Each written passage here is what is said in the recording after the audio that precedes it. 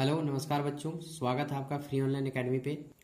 आज हम हल करेंगे कक्षा 10वीं का NCERT विज्ञान, जिसमें हम देखेंगे वास्तविक संख्याएं और इसमें हम प्रश्नावली 1.1 का क्वेश्चन नंबर 1 करने जा रहे हैं, जिसमें दिया गया है कि निम्नलिखित संख्याओं का HCF ज्ञात करने के लिए यूक्लिड विभाजन एल्गोरिथ्म का प्रयोग कीजिए। प्रश्न संख्या 1 135 और 225, 2 196 और 38, 2 20 और तीसरा है 867 और 225। तो ये क्वेश्चन है, 3 क्वेश्चन। आइए हम देखते हैं कि आखिर ये यूक्लिड विभाजन एल्गोरिथम क्या होता है। समझने के लिए मैं आपको रफ करके दिखा देता हूँ। सबसे पहले देखिए, यूक्लिड विभाजन में क्या होता है कि बड़े संख्या को छोटी संख्या से भाग दिया जाता है, कुछ इस तरीके से 135 एकम 135। तो यहाँ पे 135 एकम 135 हम भाग देंगे तो हमारा शेषफल आ जाएगा 90। इसके बाद क्या करना होता है, हमें ये देखना होता है कि इन दोनों में कौन सा बड़ा है। तो हम यहाँ पे देख पा रहे हैं 135 बड़ा है और 90 छोटा है। तो हम क्या करेंगे, यहाँ पे 135 को भाग दे देंगे 90 से।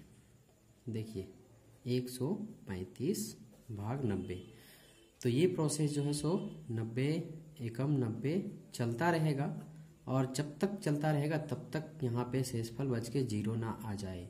तो आइए हम इसको एक एक करके हल करते हैं और देखते हैं कि इसका यूक्लिड विभाजन एल्गोरिथम का प्रयोग करके हम इसका HCF और LCM कैसे निकाल सकते हैं।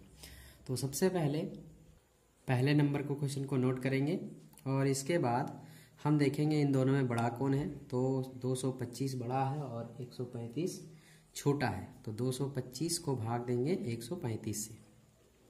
तो यहाँ पर हम लिखेंगे 225 डिवाइड करेंगे किससे, 135 से। 135 तो 135 एकम 135 हो जाएगा, क्योंकि 135 दूना अगर करेंगे तो 270 हो जाते हैं और 270 हमारे यहाँ नहीं है, यहाँ पे है 225। तो शेषफल जो बचेगा हम उसे नीचे लिखेंगे। तो शेषफल जो आएगा वो आएगा 90।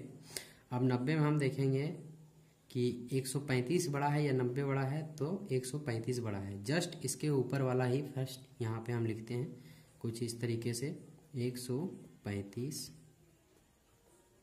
ठीक, इसके बाद हम 90 का पहाड़ा पढ़ेंगे। तो 2 में अगर करते हैं तो 9 दूनी 18 180 हो जाता है, इसलिए 1 का टेबल से हम देंगे तो 90 एकम क्या हो जाएगा, 90 हो जाएगा। अब यहाँ पर हम यहाँ पे घटाएंगे। तो घटने के बाद क्या आएगा, 5 में 0 गया 5 और 13 में 4 गया, 13 में 9 गया 4, 45। अब यहाँ पर हम देखेंगे कि 90 और 45 में कौन बड़ा है। तो 90 बड़ा है। तो हम यहाँ पे लिखेंगे 90 और ये भाग का साइन देंगे और 45 दूनी कितना हो जाएगा, 90 हो जाएगा।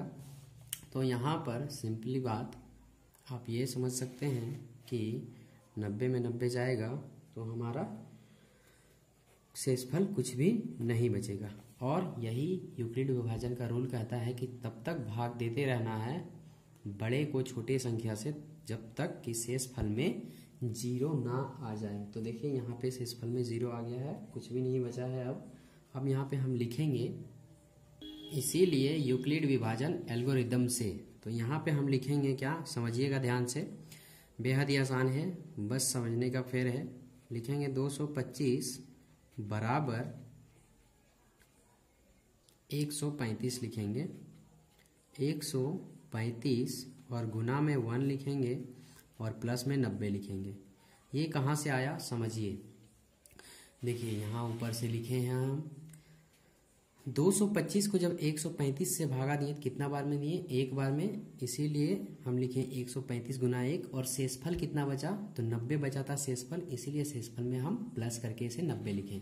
सेम उसी प्रकार से हम यहाँ पे लिखेंगे 135 बराबर क्या लिखेंगे, 135 बराबर 90 गुना में 1 और प्लस में कितना बचा था, 45 बचा था। देखिए यहाँ पर जैसा कि आप देख पा रहे हैं, जब हमने 135 को 90 से भाग दिया तो एक बार में भागा गया, इसलिए 90 गुना 1, और जो शेषफल बचा वो 45 बचा, इसलिए प्लस में शेषफल।